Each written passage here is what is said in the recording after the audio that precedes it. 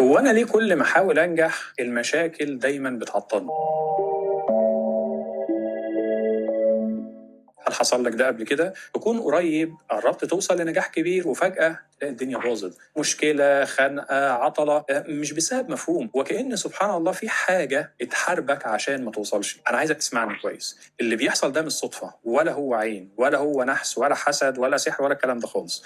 اللي بيحصل ده اسمه في علم النفس الطاقي صدمة النمو. يعني إيه؟ يعني كل ما تقرب من النور اللي جواك ويقول لك خلي بالك النجاح خطر، اوعى تفرح انت هتقع تاني. وعلى فكرة الدراسات العلمية الحديثة بتقول ان الجسم نفسه ممكن يخلق اعراض توتر بس عشان يبعدك عن التغيير. ايه الحل؟ عايزك تجرب تمرين بسيط خالص بنسميه الاختراق الامن. فاول لحظة تحس بيها ان في عائق قدامك عايزك تاخد نفس عميق وقول لنفسك بصوت واطي انا شايف الخوف بس برضه هكمل، وبعدها نفذ خطوة صغيرة تدفعك للامام. اعمل اي خطوة، ابعت ميل، المشروع اللي بتعمله كمله، او حتى اكتب فكرة جديدة. وصدقني النور مش بيبعد عنك، بس انت محتاج تثبت انك مستعد انك توصل له. وده اللي بنشتغل عليه في الجلسات، ان احنا نساعد الشخص ان هو يتجاوز التحديات ويكمل في الاخر. قول لي بقى ايه اكتر حاجه تحصل لك كل ما تقرب من الهدف بتاعك؟